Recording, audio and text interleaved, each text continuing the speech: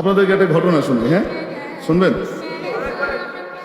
এই যে পরাশক্তি আছে না, এদের ব্যাপারে আল্লাহ তাআলা একটা উদাহরণ দিয়েছেন। আপনার সেই উদাহরণটা শুনবেন, আল্লাহর দেওয়া উদাহরণ। আমি ওটাকে বোঝানোর জন্য একটু আগে বলেন, আপনাদের বাড়িতে মাকড়সা আছে না? মাকড়সা বাড়ি বানায়, আসতে বলেন, জাল বনে, হ্যাঁ? মাকড়সা কি মনে করে জানেন? আমার চেয়ে হাইটেক টেকনোলজি আর কারো কাছে নেই। আমি গ্রুপ অফ কোম্পানিজের মালিক, আমি কারো মুখাপেক্ষী নই। কেন? একমাত্র মাকড়সা ছাড়া যত প্রাণী আছে তারা তাদের বাড়িঘর বানানোর জন্য বাহির থেকে জিনিস আনে। মৌমাছি মোম আনে, পাখি খড়কুটো আনে, ঠিক কি ঠিক না? বলেন না কেন? তারপরে বল্লা বলতে আছে না, দেখবেন ওই যে মাটি দিয়ে বানায়, ঠিক কি ঠিক না? বাহির থেকে জিনিস আনে। একমাত্র মাকড়সা, তার কাছে এমন হাইটেক টেকনোলজি আছে যে সে বাহির থেকে কিছু আনা লাগে না, সে নিজেই লাফাল মারে আর তার বাড়ি হয়ে যায়। কি করে? এমন করে লাফাল মারে আর কি হয়, বাড়িটা বানিয়ে সে মাঝখানে বসে, বসে সে একটা ভাত এমন ভাবে বসে, আমি যে এত শক্তিশালী উন্নত আয়রন ডোম তৈরি করেছি, এটা ভেদ করে কোনো মিসাইল মানে মশা যেতে পারে না। আমি এমন শক্তিশালী ব্যূহ তৈরি করেছি, এটিকে ভেদ করে কোনো জঙ্গি বিমান মানে মাছি যেতে পারে না। বুঝছেন? কেউ গেলে সে তাকে আষ্টে পৃষ্ঠে বেঁধে ফেলে। দেখেন না মনে হয়? বিশাল ভাব নিয়ে এসে বসে এবং তার হাব ভাব দেখে মনে হয় মুই কি হুনুরে আছে না নাই, এরকম একটা ভাব। আচ্ছা, যেই বাড়িতে মাকড়সা এই জালগুলো বানায়, বাড়ির মালিক দেখে না? দেখে না? কিছু বলে? বাড়ির মালিক কিচ্ছু বলে না, চুপচাপ দেখে বানাচ্ছে ভালো। মাকড়সা মনে করে আমাকে আর পায় কে, ঠিক কি ঠিক না? একটা পর্যায়ে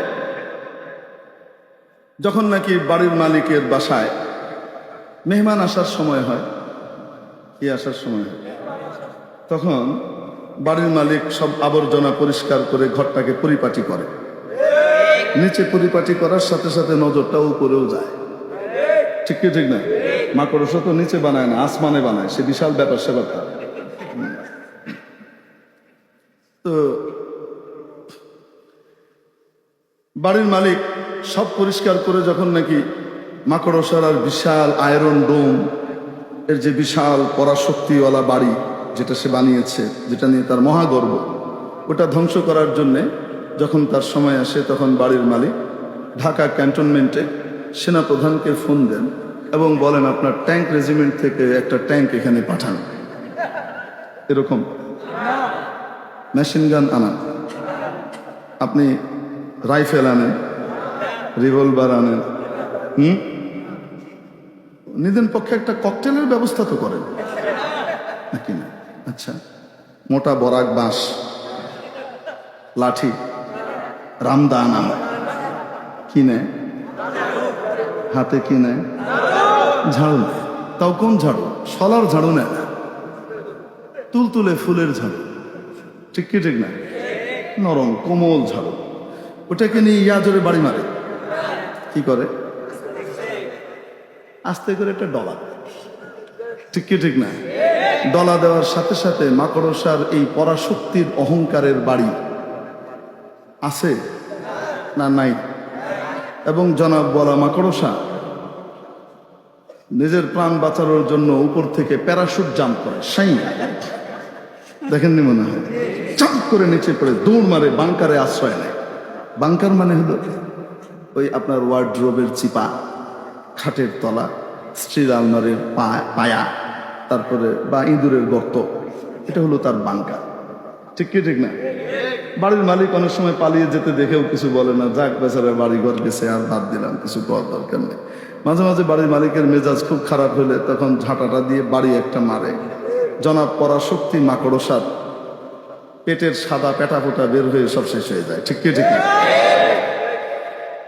তো এই যে মাকড়সা নিজেকে বিশাল কিছু মনে করে, সুপার পাওয়ার আর হিরো মনে করে, বাড়ির মালিকের কাছে এটা কত অসহায় সে এটা কল্পনাও করতে পারে না, ঠিক কি? রব্বুল আলামিন বলেন, মাসালুল লাযীনা ইত্তাখাযু মিন দুনিল্লাহি আউলিয়া কামাসালিল আনকাবুত।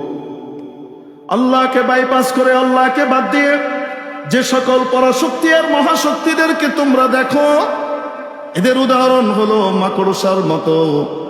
আর এরা কি করে? বিশাল ভাব নিয়ে বাড়ি বানায়। ইত্তাখাযাত বাইতা।